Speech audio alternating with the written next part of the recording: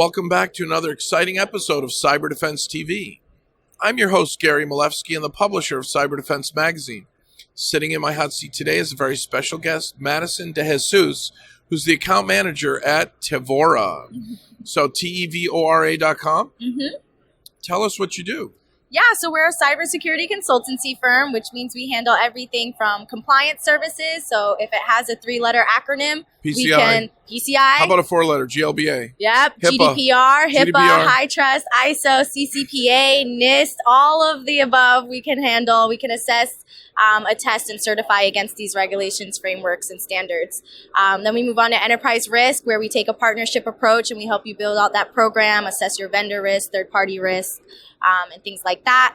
You move on to the sexy threat stuff. So you got the pen testing, your social engineering. Red teaming, you do that? Red teaming. Purple teaming? Yep, purple teaming. Our team was able to break into like a super classified building on a red teaming assignment for one of our clients. And that's kind of their pride and joy is they love to red team and they love to kind of get into the weeds of breaking into things. And we're happy they do it for good. Yeah, we're happy they do it for good, and we're more than happy to employ them to do it for good, but we look for really the highest talent. And then we resell security solutions. So the other half of our business is taking a cost-effective approach to the stack and looking at where you can consolidate, where you can repeal and replace, and kind of where you can meet your needs, get your wants, but do you have some of your favorite things in the stack?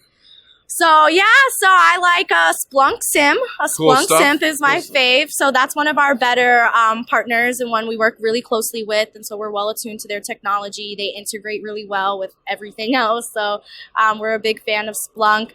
We're a big fan of Carbon Black and Sentinel-1 as endpoint solutions. And two great endpoint solutions. Yeah, definitely.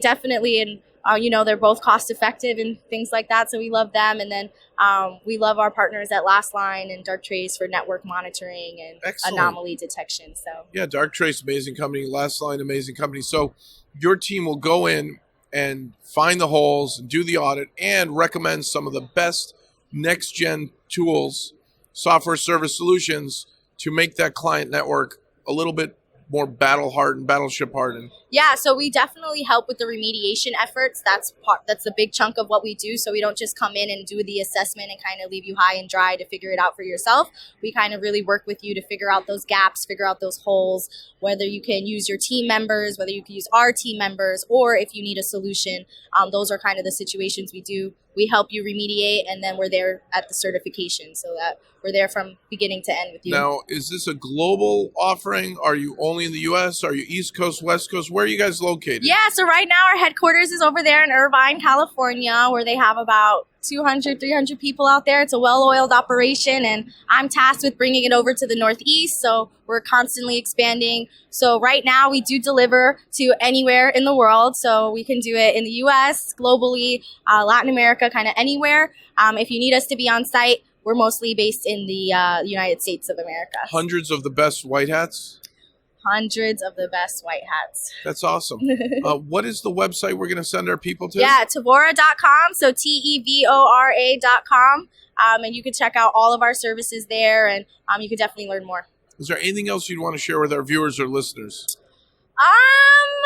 No, I think I'm okay. Okay, we covered it. So great tools, great team.